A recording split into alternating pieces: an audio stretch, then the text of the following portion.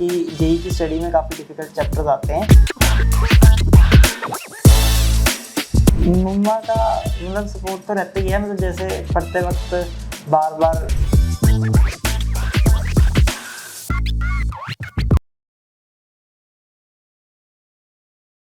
मन Anand Anand छायो। Hi dear friends, ये गाना मैंने क्यों गाया? क्योंकि हमारे पास है हमारा वंश आनंद, और वंश को देखकर हमेशा मन आनंदित हो जाता है। ही सच अ ब्रिलियंट स्टूडेंट, और जितना अच्छा ये स्टूडेंट है उतना ही ओबीडियंट ये सन भी है, और इस पर हम बहुत फख्र करते हैं। He got 99.7 in JEE and 95.4 in class 12th, right? तो वंश, ये बताइए कि आज यहाँ पर आकर आपने आपको इतनी मुश्किल से पकड़ा, कैसा लग रहा है? अच्छा लग रहा है, बाकी क्या कहते हैं, और मतलब मज़ा आ रहा है, हाँ, है ना? अच्छा वंश, ये बताओ कि when you are preparing for your JEE, कौन कौन सी चीज़ें थी जो आपने अपने माइंड में रखी कि ये डूज हैं, ये डोंट्स हैं, मुझे ये करना है और ये तो बिल्कुल भी नहीं करना? डूज ये थे कि एक तो रोज़ का अपने आवर्स तो कंप्लीट करना ही है, कि मतलब ऐसा नहीं, स्ट्रिक्टली नहीं, थोड़ा ऊपर नीचे चल सकता है, बट ये है कि कंसिस्टेंसी बहुत ज़्यादा इंपॉर्टेंट होती है। और डोंट्स में तो ज़्यादा मेरा फोकस ये था कि कई बार मतलब बीच में स्टार्टिंग में तो मैं इससे ओवरकम नहीं कर पाया था, बट बाद में होने लग गया था कि स्टार्टिंग में कि जेई की स्टडी में काफ़ी डिफ़िकल्ट चैप्टर्स आते हैं, तो जब आप कोई डिफ़िकल्ट चैप्टर को स्टार्ट करते हैं तो वो कई बार आपको काफ़ी चैलेंजिंग लगता है, तो आप उस चैलेंज को बीच में करते करते आप उस चैप्टर को छोड़ देते हैं, आप उससे रन अवे करने लग जाते हैं, मतलब आप उसको एक तरह से छोड़ देते हैं। तो उसके बाद पहले स्टार्टिंग में मैं इसको इतना समझ नहीं पाया था, बट बाद में जाके मुझे समझ आया कि अच्छा, जब ऐसा हो तब उसको थोड़ी देर के लिए पॉज करो, कोई और टॉपिक पर जाओ, फिर उसके बाद थोड़ी देर बाद उसको दोबारा वापस जाओ, उसको रिकॉल करो। मतलब वो एक बड़ा स्पेसिफिक मेथड है कि इतना करके फिर उसको दोबारा उतना देखना हो ताकि वो पक्का हो जाए, फिर आगे का थोड़ा सा नया, इस तरह से चीज़, ये चीज़। और मतलब इसके अंदर डोंट ये है कि वो वाली चीज़ नहीं करनी कि आपने उसको छोड़ नहीं देना, कि मतलब आप उससे हार नहीं माननी उस चीज़ से। बहुत अच्छी आपने बोली बात कि उससे हार नहीं माननी है। वंश, तुमने जैसे कहा कि कोई डिफिकल्ट चैप्टर है, आप उसे ओवरकम नहीं हो पा रहे हो, तो you should opt for some easy one, है ना? बहुत अच्छी बात की, ये मेरे पापा को पता होना चाहिए थे। वो पता क्या कहते थे? साइंस मैथ समझ में नहीं आ रहा तो हिंदी पकड़ लो। मतलब मैं कहा पढ़ाई छोड़कर फिर से पढ़ाई पकड़ लो।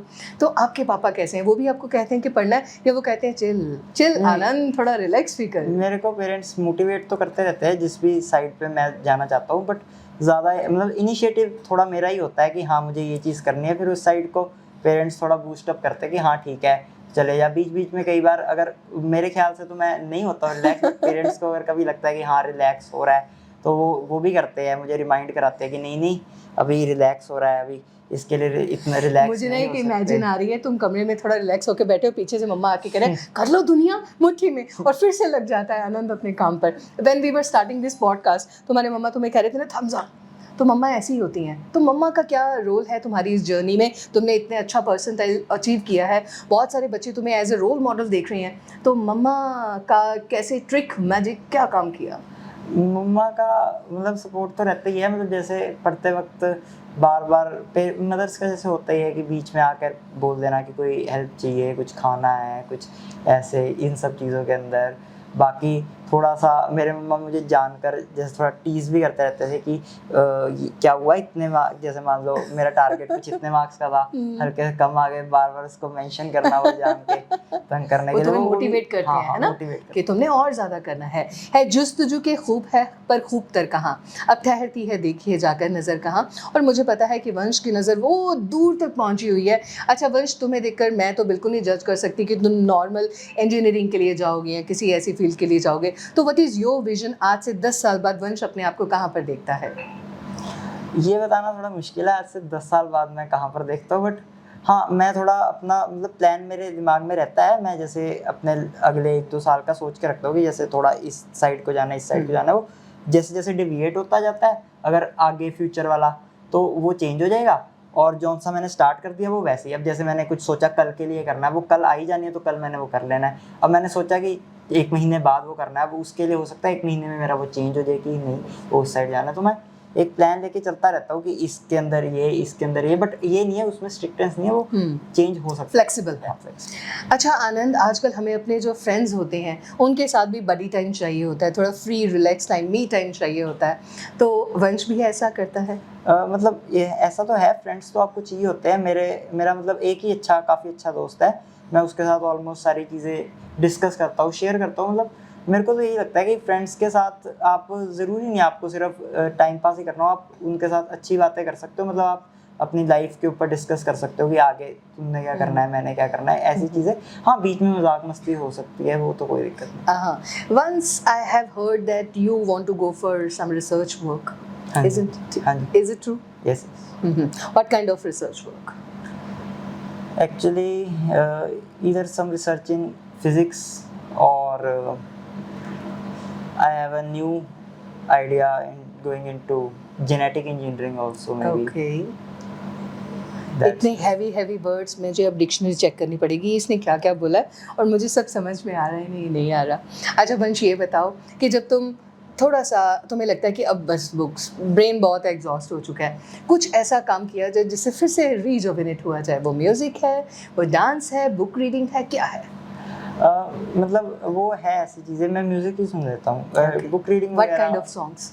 सॉन्ग्स, ये काफ़ी अच्छा क्वेश्चन है क्योंकि मैं काफ़ी वैरायटी रखता हूँ सॉन्ग। मेरे को सॉन्ग्स बहुत ज़्यादा अच्छे लगते हैं जिनके अंदर काफ़ी अच्छी बीट्स हो, बैकग्राउंड म्यूजिक उनका बहुत अच्छे से सेटअप। फॉर एग्जांपल मतलब हर एक में Nowadays your favorite song? I listen Anyone, to who more is than your favorite singer? composer, I can say A.R. Rahman. Oh wow, उनका कोई एक गाना? I listen so many, I just cannot remember which one. Okay, मुझे उनका सबसे अच्छा पता कौन सा लगता है? वंदे मातरम। तो तुम गुनगुनाते भी हो ना कभी कभी, मुझे पता हाँ जी। है ना? तो थोड़ा सा गुनगुनाओ, नहीं। थोड़ा सा ना, थोड़ा सा 2 लाइन, सिर्फ 2 लाइन, 2 लाइन। अरे मान जाइए किस सर, गाने? मान जाइए, एनी ऑफ योर चॉइस।